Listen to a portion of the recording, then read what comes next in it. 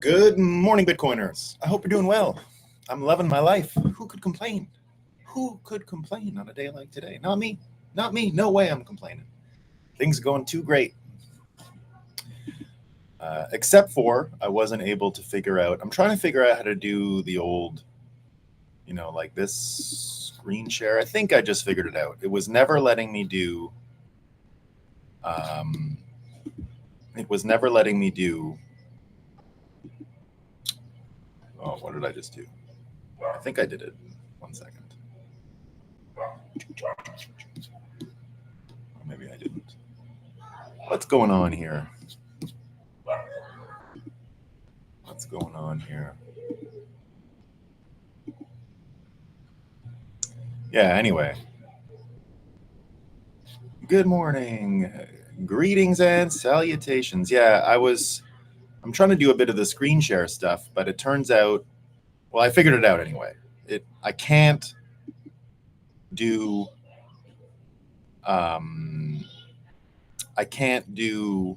photos for some reason. So if I load it up into Keynote or as a web page, I can do it. So anyway, I was trying to fidget around with that this morning. Assalamu alaikum, Muslim Bitcoiner. I hope you're doing great. I hope you're doing great. So that's what we got. That's what's going on. That's what's going on. So I won't be able to do it today. I still like the screen in the background. Oh, and I think I fixed the audio on this special edition, but you're going to hear children. There's going to be children. That's the only issue. We got a children issue, But we love children, right, Andy? Guten Tag. Hope you're doing well. Jose. Good morning, crew. Good morning, Jose. I hope you're doing great. I hope you're doing great. So it looks like we got all of our streams operational here. It looks like Rumble's coming through. It looks like YouTube's coming through. I never know with X. It never tells me if it's coming through, nor does it register the viewers, but that's okay. I get a sense of it, what's going on when I head over there later. Thomas, good morning, Bitcoiners. I hope you're doing well. Veterans, Cannabis Advocacy Group. I know your name, obviously. I don't know how I screwed that up. Greetings and salutations, Bitcoin Breakup Breakfast Crew. Let me know if there's too much background noise. We're going to go quick today because there's a lot going on, but at the same time, things are getting clearer and clearer. And let's acknowledge what Muslim Bitcoiner here is saying. Assalam, sun up, Bitcoin running, and it's still freaking hot everywhere. Indeed, the sun is up, everyone. We had a beautiful sunrise today, and Bitcoin's running just fine, right? So let's have a coffee and talk about what's new. There we go. All right. So where's it hot, everyone? It's time for Moscow time. Where is it hot? Where's the hottest place today? Let's find out. Let's find out where it's hot. You can say you'd know that it's hot in DC, right? It's summertime, but that's what we know. It's not just hot, though. According to the Washington Post, DC area forecast oppressively hot today. It's oppressively hot, right? It is oppressive in DC. That's what people are saying. And of course, it didn't put anything in the right order. These motherfuckers. Where else is it hot? Where else is it hot? According to Bloomberg Green, we got blackouts this summer from Albania to Texas show how power grids are already struggling. They're struggling to cope with hotter weather. I love these power grids are now struggling stories. It's like for years, you got to have wind in your energy grid, in your matrix. It's the best. And now we have blackouts and brownouts. And you got to run your own generator. It's great. Air conditioning. So we know it's hot in Albania, Texas, and DC. So now we know. But here's where things get a little strange. Where else is it hot? Where else is it hot? It turns out that sidewalks are really hot, right? It's not funny. It's not funny that sidewalks are hot. People are getting burned, all right? This is what they're saying in the Washington Post, right? Burns from scorching hot sidewalks and roads are rising and they can be fatal. So be careful, guys. The sidewalk is hot. Now, I also told you the other day that because it's so hot that the days are getting shorter. Remember that? Remember the spin of the Earth because of the heat is changing. So our orbit is changing. Remember that, right? So it's not just the sidewalks, guys. It's not just DC. It's not just Albania. Okay, it's not just Albania. All right, where else is it hot? Is it hot? Washington Post says it's everything. Right? They're saying here in this story that Earth's movements have been primarily determined by forces beyond human influence, such as the pull of the moon and processes at our core and mantle. Now, the melting of Earth's ice sheets, accelerated by human-driven global warming, is influencing these motions. So, the time, everyone. Time to change your, the block times. It's all gone now because of the polar ice caps. We can't even measure time anymore. The orbit of the Earth is changing. This is the orbit. Okay, so it's hot in space. Space is hot now. We're making space hotter than ever. All right, because of our spins. So if that doesn't convince you that you need to pray to Mother Earth, I don't know what will. Right? Because you got to pray for the better orbit because you don't recycle, and now the orbit is all screwed up.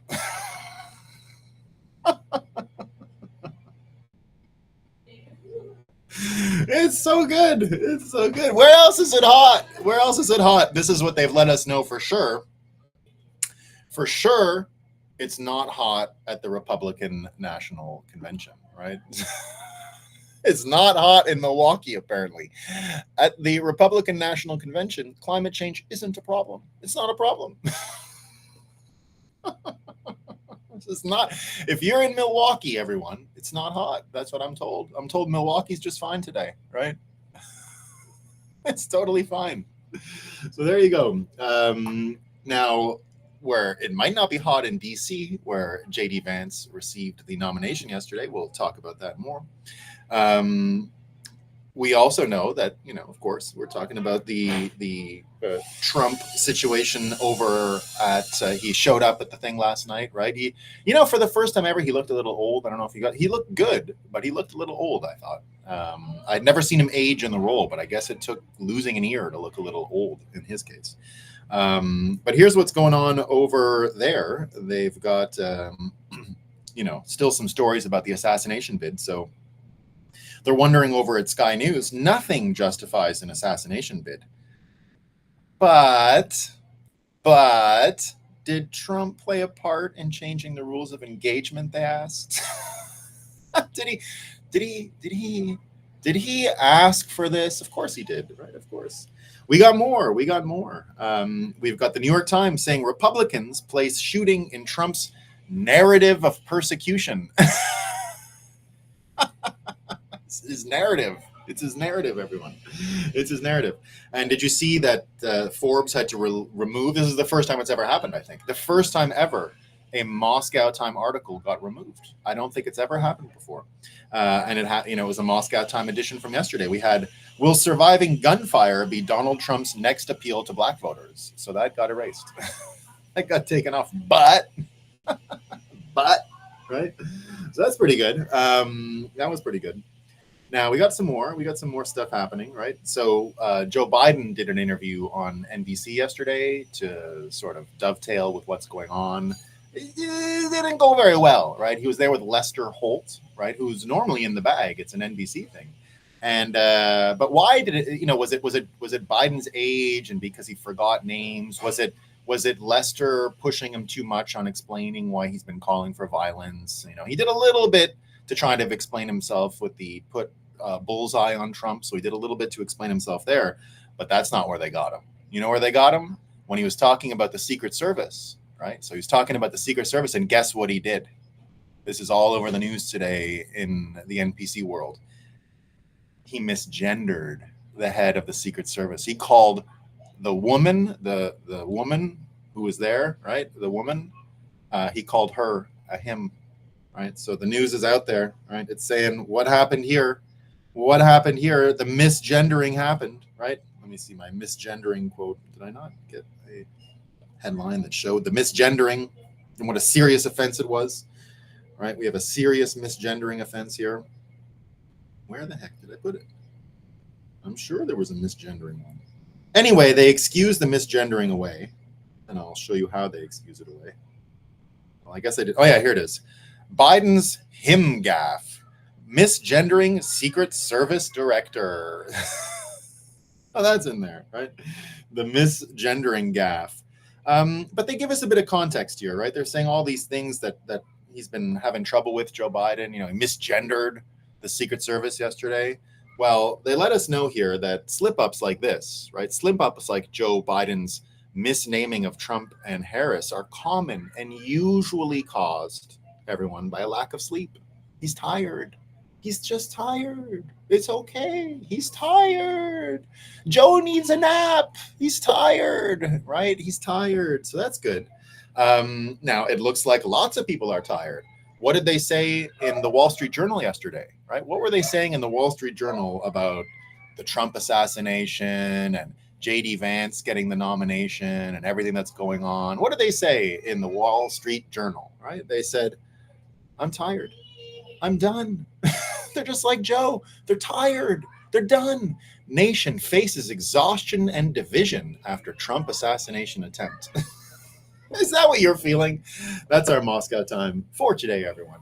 Are you feeling tired? Are you feeling down about what's going on in America? I don't think so. I think we're having a great time.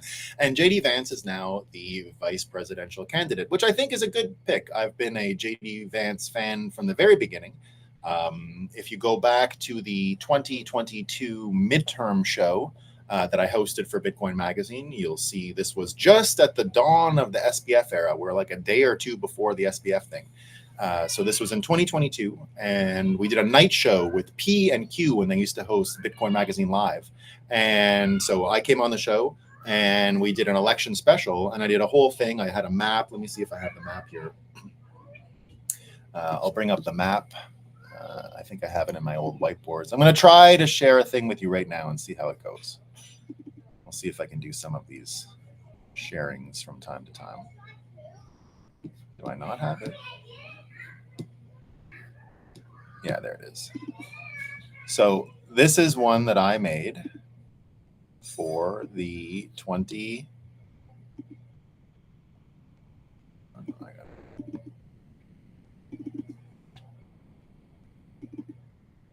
Huh?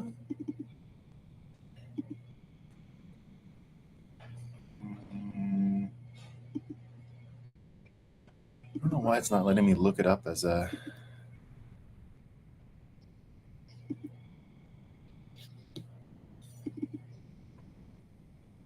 Oh, so annoying.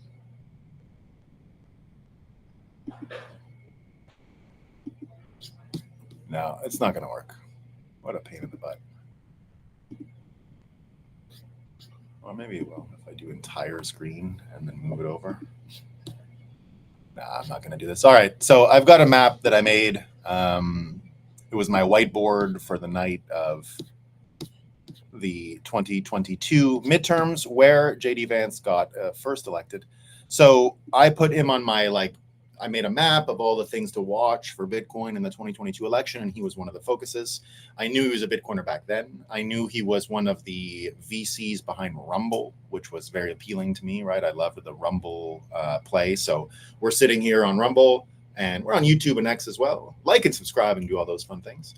But Rumble, I knew that J.D. Vance was sort of a seed round guy behind Rumble. So and I explained already in the 2022 election that Bitcoiners had skin in the game for his Republican win for the Senate there, and that it would be a Senate seat for Bitcoiners. I actively recruited him to be at shows over the past couple of years. We'd never completed the deal, but he was someone I always had on my radar. Now, there's things I didn't know about him that I've only just learned that are pretty interesting. So let's just talk about who J.D. Vance is, first of all. So most of this stuff I knew. I'll tell you what I didn't know and what's new. But first of all, J.D. Vance comes from the Curtis Yarvin school of Republicanism, I guess you can say. That's the Peter Thiel faction. So the Peter Thiel faction would have been a group of, let's say, accelerationist type folks who want to completely change America. So pretty in line with what Bitcoiners see in the world and stuff like that. So he actually, as I found out, watched the 2016 election with Peter Thiel. JD Vance did. So they watched the election together. Now, some of the things that Curtis Yarvin is known for, you'll recognize in Bitcoin, because when we talk about orange pilling, for example, the concept of orange pilling is actually a derivative of Curtis Yarvin's principal philosophy, which is red pilling, right? So he came up with the red pill frame. And the red pill frame was that the cathedral, you've heard that spoken about many times. It's what Brett Weinstein, or Eric Weinstein and Brett Weinstein, talk about very often, the cathedral being the amalgamation of media and state power and corporate power, so that we have this all-encompassing simulacrum of reality, right? And he actually uses matrix type analogies for this, that you can actually create a matrix type situation of reality by controlling these institutions. So the cathedral, you've seen a lot of this stuff. I'll use the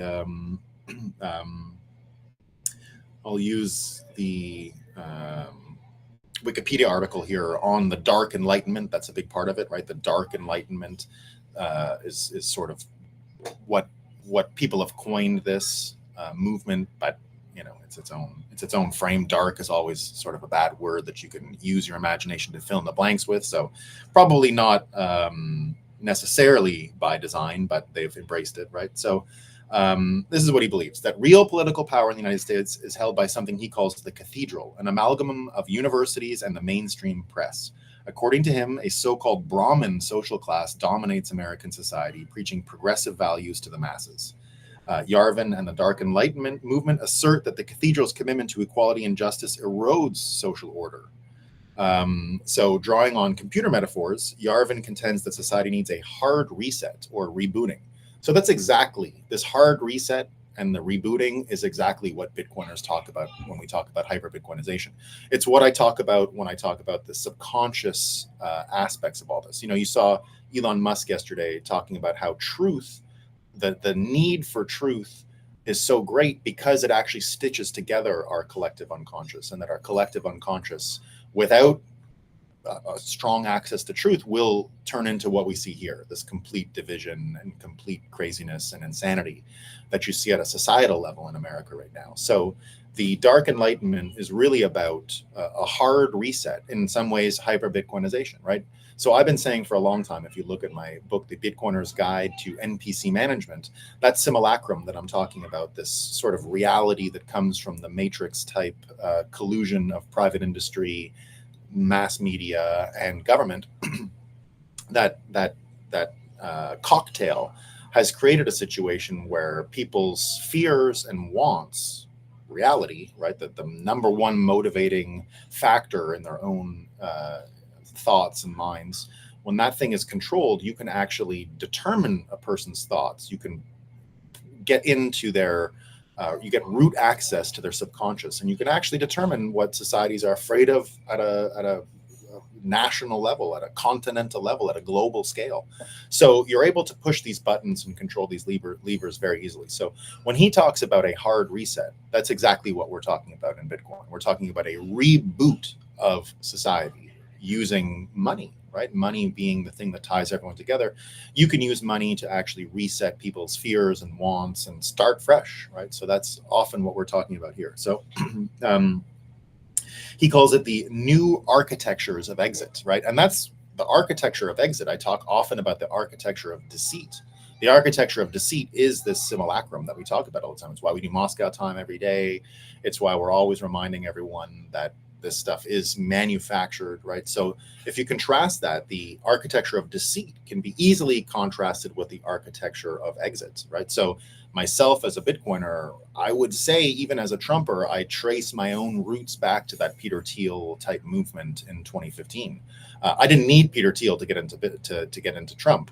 I got into Trump because I was at the forefront of the failures of conservative politics and knew it was not going anywhere, that there was no way it was going to work because they had misinterpreted the amount of bad faith on the other side, in the sense that conservatives back then, and I see similarities. Stephen Harper, who I worked for in Canada at the time, I've already predicted what JD Vance is going to criticize for. It's going to be his blue eyes, because I remember exactly what that was like. The number one criticism in Canada that they had about Stephen Harper was his eyes were too blue. Somehow that made him a white supremacist. So all this stuff came from back then, right? Oh, look, his eyes. What's wrong with his eyes? Stephen Harper actually had to wear glasses to tone down the blue eyes, right? I'm not kidding. This was going on at the time. The blue eyes were regularly used and cited by people as an example of why not to trust him.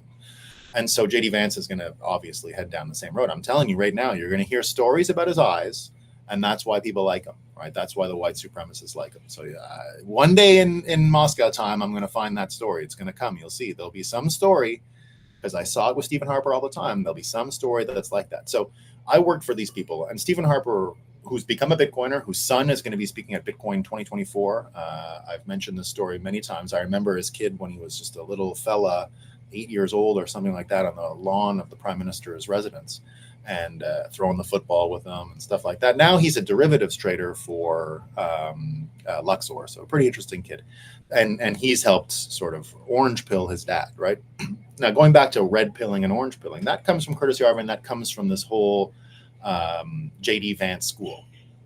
So the JD Vance world, where you start to understand that the game can't be played the way they played it in Canada. That's how I got there, right? That's where the Peter Thiel thing comes from. The way they were playing the game in Canada was, if we're just perfect all the time and we don't get excited and we don't make a mistake, if we're disciplined and on message, the fake news can't indict us. They can't get crazy. They did it anyway. They will make shit up and it won't matter. So when I saw Trump, it's because, and realized what a genius he was instantly in 2015, instantly I realized it, was because he wasn't playing by those rules. He was completely altering the game and was presenting something so different. And that's how I can see how people got involved in it, right? Wow, didn't know Stephen Harper was a Bitcoiner. He's a big time Bitcoiner now, Reagan. Yeah, he's a Bitcoiner now.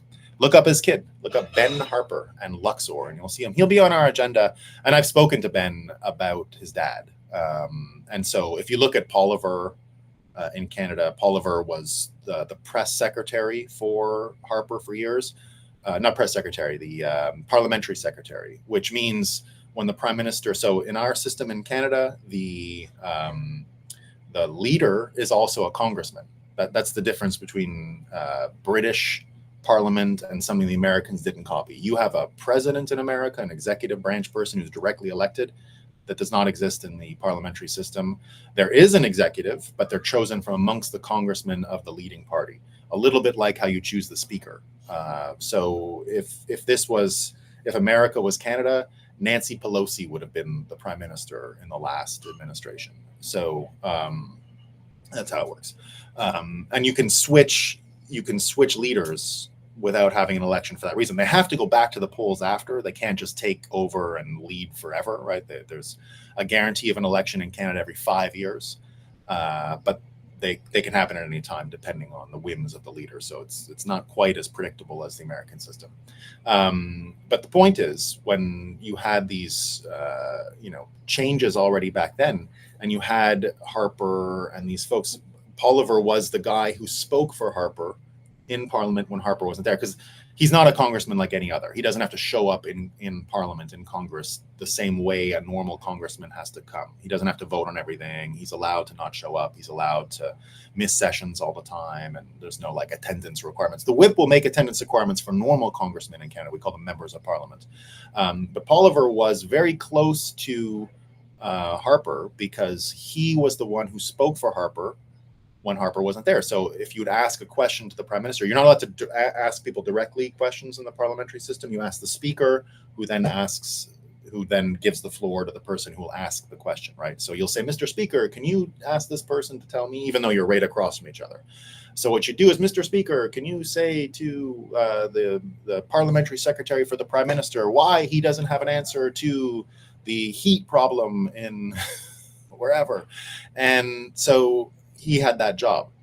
Now, Bitcoin sort of infected that whole group after a while. And so they're all sort of getting it. And the truckers really made them understand. Now, Harper is not that well versed in it. I know a VC who is Canadian who had dinner with Harper pretty recently in China, and they were talking about all this stuff. And this guy was giving Harper a hard time for not promoting Ethereum for Canada, and Harper was like, "I don't know what Ethereum is." So now, I'm not.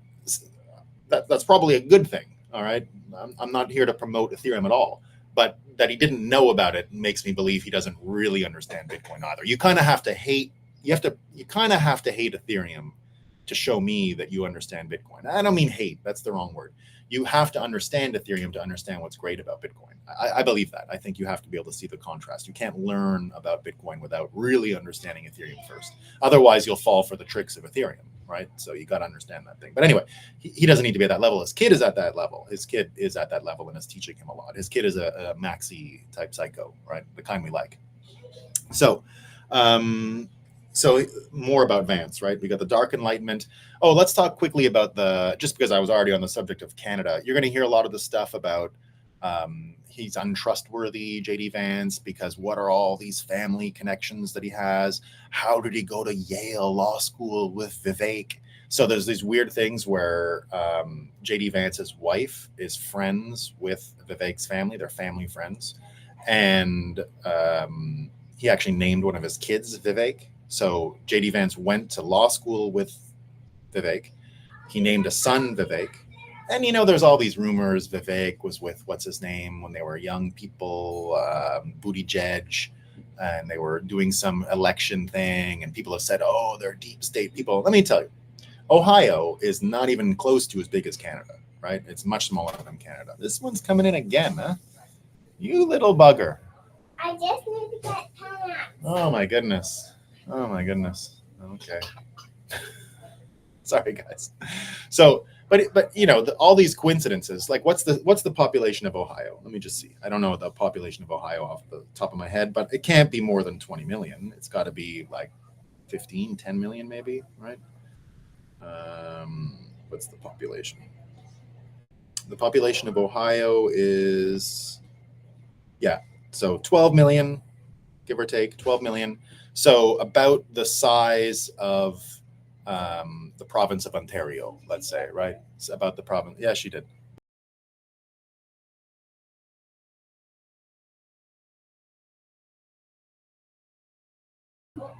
So it's about the population of Ontario, right? The biggest, most populated state in Canada. It's about 12 million. Now, just look at the coincidences that I have living in Canada. I went to law school with Viva Frei, right? I've known Pierre Poilievre since way before he was prime minister.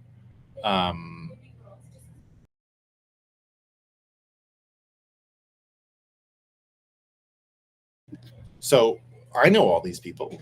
So there's enough of a small, once America's 300 and something million people, right? So I get how it would seem strange that you would have all these ties at the scale of America. But if you shrink the scale to like Canada size, right, 30 something million people, not that much bigger than California in total. And if you take the idea of Ohio being about the same size as, just a second.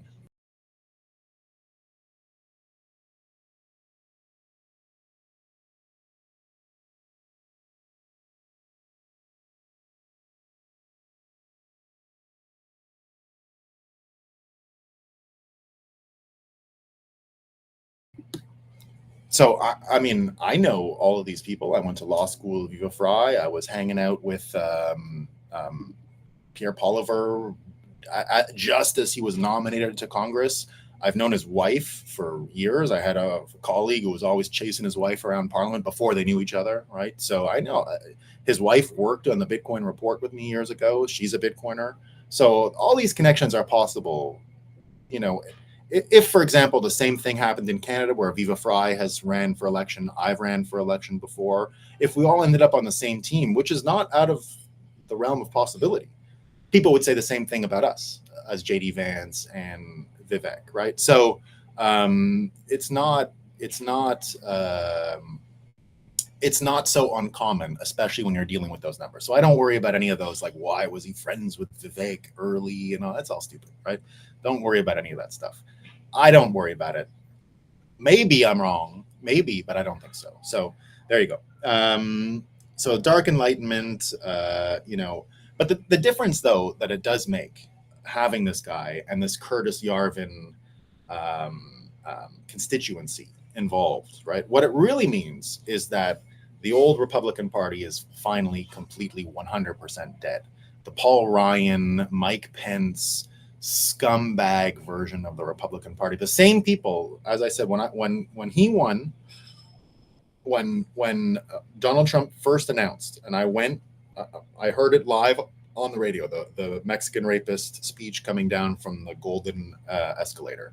I was changing my parking spot on the Hill. I was in the last days of working in Parliament, and the Bitcoin report was just about to come out, and I was not going to have parking on the Hill anymore because I was done the job. I was sort of moving out of the job at that point, right? And so I still needed to park by the Capitol buildings in the security perimeter or whatever. Right, my office was in the main tower and across from Trudeau's because he was not prime minister yet, so he was just a congressman. His office was across the hall from mine. Anyway, the point is, I was moving my car around, and I ran back into the meeting with the senators with whom we were passing the Bitcoin report. And I walked in, I said, I heard the most amazing speech I've ever heard in my life, right? And I was I had sort of a nickname in the Senate as the junior senator from the lake that I'm from. It was a joke. The speaker was a good friend of mine, and he would announce my name when I walked in, the junior senator from Brome Lake, right? And all the party people knew me, and all the senators know me, and I was like treated as a pretty equal to them, right? They took my opinion very seriously, and I was not treated like a staff. Like I would sit with the senators at the table with them and things like that. So because I had been there before them, basically. I was there the summer we won in 2006, and that meant that I had a lot of sort of friendships and connections and access and all that kind of stuff. So a lot of the senators still looked to me, and because I had run publicly as well, they did not treat me at a really young age. They didn't treat me like some kind of staffer, right? So I walked in, and I told them all Trump was going to win, and they all looked at me like, "Oh, you're so stupid. He's not going to win." And these were conservatives. And I said, no, I'm telling you. And they didn't believe he was going to run. I said, he's running. This was sincere. I'm telling you, he's running. And they said, no, it's publicity. He's never going to run. He's never going to do it. He's not going to win anyway, right? They did the same old thing. And I was like, no, he's going to. From the Mexican speech alone, I knew he was going to win because it was so different. Now, the difference now, though, is all this shitty old party that was there. Think of the human capital that Trump is now getting because of the JD Vance thing. Think about what this signals, right? Think about the group of people he's aligned with now. You had David Sachs giving a speech last night about all the same things. So you've got the David Sachs group. The Peter Thiel thing is growing. David Sachs, of course, part of the PayPal mafia. You had Elon Musk yesterday committing $225 million to the campaign, right? So $45 million, I think, a month, or $50 million a month until the election day.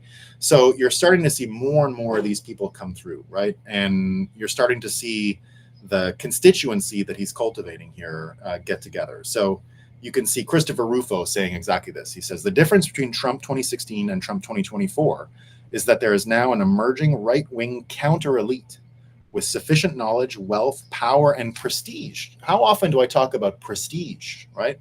To advance the president's agenda through the institutions. Trump 2.0 will be an order of magnitude more effective.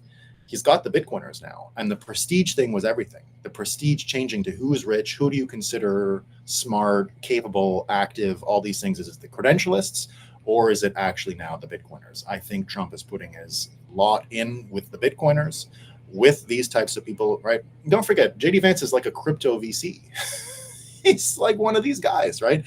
So he gets this stuff, and you can see more people coming up with that kind of observation. Here's another one that I got from Tracing Woodgrain saying, quick take on Vance. His appointment as VP suggests the GOP is looking to make an appeal to anti-woke Silicon Valley or finance types to fill the void left by the Republican Party's competency crisis. Right now, there is a tremendous asymmetry between the parties on policy positions. The Democrats have a massive bench of people whose traditional qualifications are through the roof. The Republicans simply don't, and historically Trump has been repugnant to the powerful takes called elite human capital. but you need to fill political appointments from somewhere. The teal adjacent wing is one of the few exceptions here, and it's expanding. You're seeing endorsements from and overtures to Elon Musk, the All In podcast guys, Bill Ackman. Republicans offer a sort of Faustian bargain to ambitious, anti-woke, secular sorts. Make your peace with the evangelicals, pander to social conservatism, and gain sway in coalition crying out for policy competence. Vance is of that class. He's smart, ambitious, teal-aligned, and in tune with the online right. He's cynical enough to flip 180 degrees on a dime, and the Trump populists are desperate enough for competence that they'll accept his flip. He knows more than almost anyone about the right's human capital problem. If I had to guess, I suspect that whatever he talks about from day one will be the problem of focusing most on solving. So, and then he goes on to say a pretty interesting thing. The appointment makes the Trump second term focus on policy foundation instead of just being cult of personality stuff, right? So, and that's what I think is happening. You're getting actual competent people now that are going to be helping Trump out. And he had enough last time, but he ignored them, right? He ignored the Cernoviches. He ignored the Laura Loomers, the smartest, best, most effective people he had around him. He ignored them. And now that's different. He's actually going to embrace these people. He's going to embrace using and working with the smarter people in the room to fix this human capital problem. And luckily, right, the way it's all headed, the way things are breaking down, you just look at the day Trump had yesterday with the courts, right? We had the Jack Smith thing wiped away yesterday. You're going to get the case with Letitia is going to be over pretty soon. So the courts are falling apart, right? So you're now going to get people who are sober enough to know that the courts are finished. They're useless, right? That the election system is garbage, that the military is probably scamming us in terms of their capacity, right? They've let the whole supply chain fall apart. I don't think America is nearly as secure as we wish we would be, right? I don't think we're in danger, but I think a lot of misappropriation of capital has gone in because we have woke people in the military, right? who care more about stuff like the Secret Service chief getting her DEI stuff than actually protecting the president, right? So I think he gets what's going on with the manufacturing supply chain and how much military equipment is made in China versus America and all this stuff. And by the way, he's not just like the rest of the Curtis Yarvin group, they're nothing to do with dumb or crazy, right? They're not into dumb or crazy. Because if you believe in the democracy thing, right, they're threatening our democracy. Either dumb or crazy. And by crazy, I mean you lie so brazenly that you're willing to go to civil war and let the president get assassinated. That's crazy. That the lying is the craziness. You're either stupid or a liar. That's dumb or crazy if you believe in any of this stuff. So he does not, and neither do any of these people believe in democracy, by the way, just so you know, right? And I think that's pretty aligned with most Bitcoiners. They want a kind of quasi-executive role for the leader where they're kicked out if they do a bad job, but that a lot of power is actually invested in their executive branch tool set. It looks a little similar to what I talk about with Hong Kong and what I admired about Hong Kong for so long in the city states, right? The best governance before China took Hong Kong over was the leader of Hong Kong being called the CEO of Hong Kong and having all executive powers invested in them. And then they would go to elections and lose. I believe we should experiment with this model and make all US cities 100% executive branch. And 100% power invested into the mayor. And if they screw up in 4 years, well, then you take revenge on them. But at the ballot box, of course, not the battle box, the ballot box. So if you do that, you'll be able to, I think, have more efficient A/B testing of policies and things like that out of the municipal level, right? Where there is a lot of like direct human contact. So I don't want any academics walking around some hallway with their bright ideas. This is all frontline type stuff, right? So I think it can work. But we're going to need it because Zoltan, I don't know if you guys saw this, Zoltan is now predicting that the Trump Vance thing is going to bring the Nixon shock back, right? So you're going to get Nixon shock. That's what he put in his newsletter today. I'll show you where he put it. He put it back in that newsletter, and Zoltan says, in today's issue, the market is wrong in its interpretation of what President Trump would mean for interest rates. 6 arrows, he says, 3 domestic and 3 international, deeply out of consensus ideas to trade a Trump victory in early 2025. Be ready for a repeat of the Nixon shock and a return of volatility in offshore funding markets. That looks like it's what's going to happen. But again, the difference is just look at the staff, right? This is a hit piece they tried to write. So think about it. We're going to get all of these troubling financial things coming. I do believe that. I think you're going to have an attack on the US dollar by foreign entities, no matter who wins, Trump or not. How do you get out of it? You need the smart people, right? Listen to the description here of Politico of JD Vance's staff, and this is not an advert. They're trying to say this negatively. Okay, this is supposed to be an indictment of them, but look at how much optimism it gives you to realize that these guys, who I would imagine are all Bitcoiners, right? This is what it sounds like. Of Vance's senior staff, this is from Politico, the vast majority are men under 40. Almost all are 6 feet tall, with the notable exception of his chief of staff, Jacob Reeses, who walks around like Gulliver among the Brobdingnagians. I can't pronounce that. That's the Gulliver's Travels giants. And a significant percentage of them ingest some form of nicotine on a regular basis. My Senate staff probably has the highest ratio of smokers of anybody in the U.S. Senate. They meant it bad, but who are we getting here? We're getting smart people who are going to be able to solve the Nixon shock and all that stuff, and they're going to be able to solve it because they understand Bitcoin and they understand the ability to get back into this reality smashing world where we get rid of the simulacrum of the cathedral and we replace it with something a lot more human scaled and something that can actually produce a proper allocation of capital, which should solve all of our homelessness and nutrition problems around the world. So we're about to be there, right? So if you look at the hoaxes falling apart on Trump, right, all the legal things are getting washed away now, which we always knew they would. They were always dumb and stupid. And so it looks like there's going to be more shenanigans, but Trump has really helped back up his flank by using JD Vance. JD Vance is going to become the main sort of populist message bringer, and Trump is going to be able to move to the center, and his flank is covered. And I think he's going to be one of the most unifying leaders America's ever seen. I think he's going to be able to get over this time, and I think he's going to be able to steel the nation against the Nixon shock that's coming. We have to get through the part where the rest of the world says we don't want the dollar anymore. It's going to hurt some people, and it's not going to be that fun. But what it means is America's going to have a chance to get rid of its fake reality and replace it with something that looks more realistic. We're going to have a better idea of how rich or poor we really are. And I think we are very rich. So we're going to be able to turn that back into a healthier, wealthier society because we're going to figure this stuff out, right? Skeptically optimistic is exactly how I feel this morning about USA politics. All completely calm in Milwaukee yesterday. Was downtown on an electric bike. Police from all over the country. So secure. Good news. I enjoyed your channel. Not a Bitcoin investor and curious where to start. Gray Donk says. Gray Donk, my advice is if you're just starting out, I still think Cash App is the best experience for newbies. And it allows you, it has a real actual Bitcoin wallet inside. So when you feel comfortable, it's very easy to take your Bitcoin off of Cash App. You can't really screw up with it. So always remember that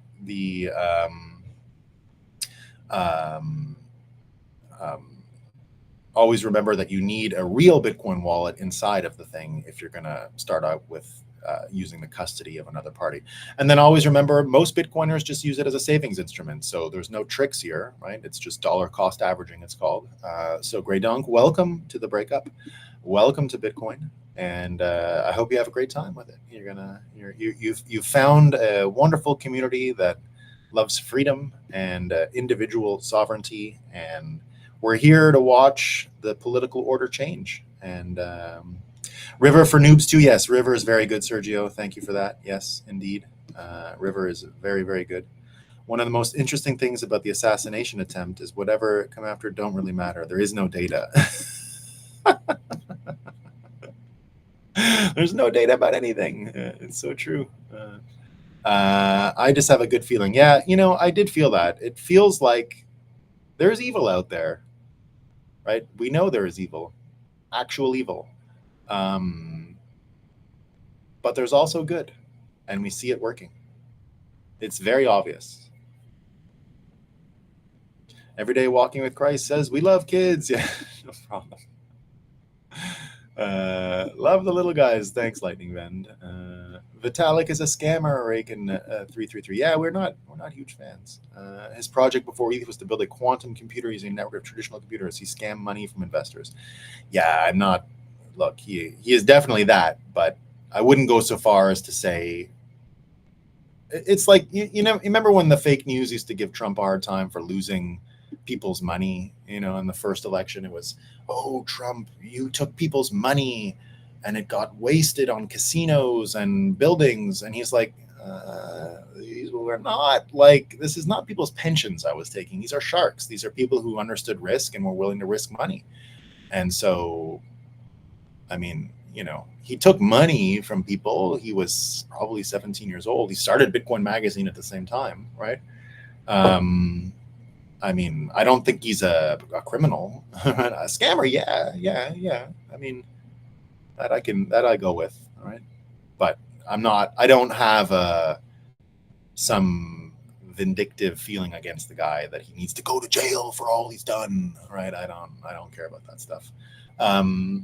I think Ethereum is one of the best on-ramps to Bitcoin, because once you realize what a scam it is, you're able to understand Bitcoin a lot better, which is what I said at the beginning. Remember when I was talking about this?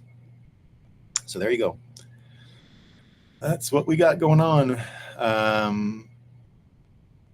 The cathedral may be coming from the cathedral and the bazaar, from Eric Raymond's book on software. Could be, yeah. Yeah, Dar Sab, he looked purely grateful. Yeah, something about him. There was something in his face yesterday that was a little different. Dale says RFK got awarded security detail. Isn't that great? So happy. So happy. What a disgusting tactic that was. Yeah. Yeah, he did. Trump looked. He did look old. He looked old. He looked skinny and a little bit old. He looked good, but I'd never really seen him look. And they always say the president makes you look old. He was the exception to that rule. He looked younger after his first term. He didn't look old at all. This was the first time he looked a little like, whoa, old. So I'm glad we got the JD Vance on the same day, who was only, 40? 39, 40? About to turn 40. Excellent. All right, team, that's all I got. I got a meeting at 9, and I got to get to it and use the washroom before and other stuff and make another cup of coffee. So I hope you do well. I'm not going to be doing a show tomorrow, everyone. I'll be traveling back early in the morning to Montreal. So I will see you on Thursday, but not tomorrow. So no show tomorrow. But yes, on Thursday. So have a great day, everyone. I shall be around, and peace.